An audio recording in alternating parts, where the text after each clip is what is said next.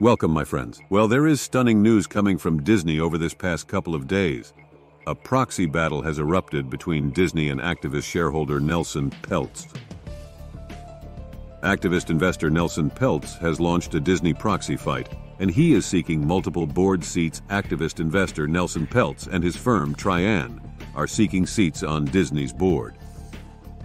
The news follows Disney's appointment of Morgan Stanley CEO James Gorman and former Sky TV boss Jeremy Darroch to its board. Wednesday, Disney suggested the proxy fight stems from Peltz ally and former Marvel boss Ike Perlmutter's grudge against Disney CEO Bob Iger. But before we get into all of that, please press the like button and leave us a comment below. We would love to hear from you. Please subscribe and hit the bell icon so that you are notified of upcoming videos when they are released. And before we continue, a word from the sponsor of this video. Today's sponsor is ProWorldNet.com. ProWorldNet.com is a job website specifically dedicated to licensed professions. Doctors, including any type of specialty nurses, and that includes all grades of nurses, lawyers, regardless of area of legal focus, teachers and professors from kindergarten through graduate school, as well as any kind of job that requires a government license or certification. And ProWorldNet.com also includes short-term gig-type jobs as well. So be sure to check out ProWorldNet.com if you are looking for a job or an employee. For those of you not familiar, a corporate proxy fight is an effort by an individual or group to gain control of a public company. It is usually initiated by an activist investor. The investor does this by soliciting votes from shareholders. The goal is typically to elect a new board of directors or vote on specific proposals. This is typically done in an effort to change the company's strategic direction or management. Activist investor Nelson Peltz and his firm are seeking more than 2 seats on Disney's board, according to a person familiar with the matter, setting the stage for a proxy fight. Trian Fund Management, which Peltz co-founded, said Thursday morning that it intends to take our case for change directly to shareholders. Disney, for its part, suggested the proxy fight stemmed from a personal grudge held by one of Peltz's allies, former Marvel boss Ike Perlmutter. Trian said Disney earlier in the day offered to set up a meeting with the entertainment giant's board, but rejected Trian's bid to join the board, including the addition of Peltz. Trian did not note in a statement how many seats it plans to seek.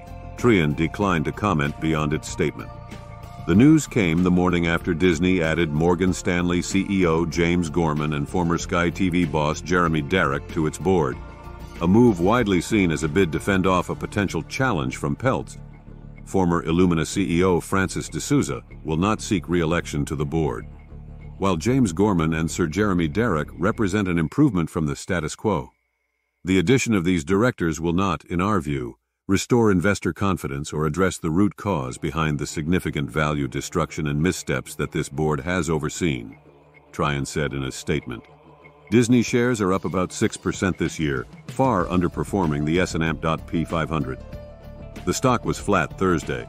Trian said it owns about $3 billion in Disney stock. The firm has oversight of shares owned by former executive Perlmutter, a critic of Disney chief Bob Iger, whom the company fired earlier this year.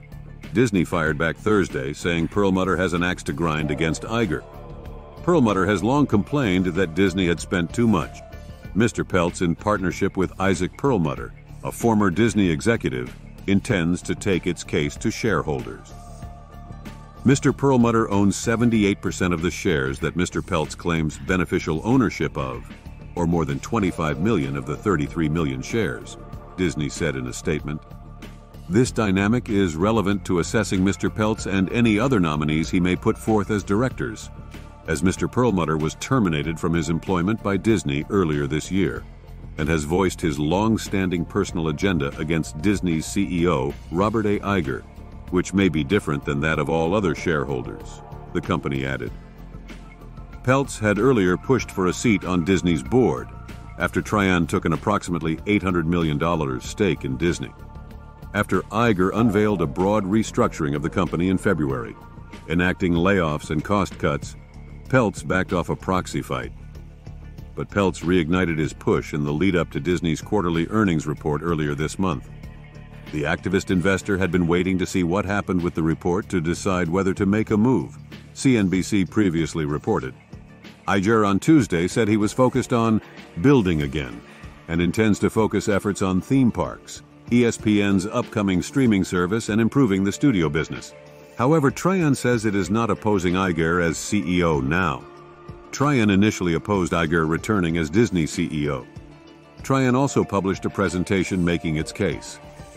In proxy fight presentations, each side uses the facts and data to paint a picture that benefits them. But often those claims do not withstand scrutiny.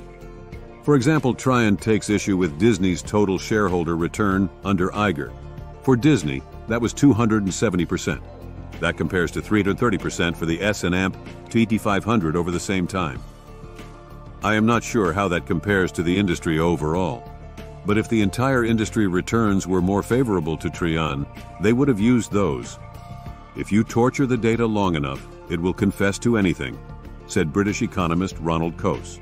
So Trian can probably get the data to say that Bob Iger was a bad CEO for Disney. Trian also claims that Iger's decision to acquire Fox was a disaster. Honestly speaking, it was a terrible decision in retrospect. But Iger's decisions to acquire other companies were highly successful: Pixar, Marvel, and Lucasfilm. Together, those acquisitions have grossed Disney more than $33.8 billion at the global box office. Not to mention billions more in merchandise and theme park extensions.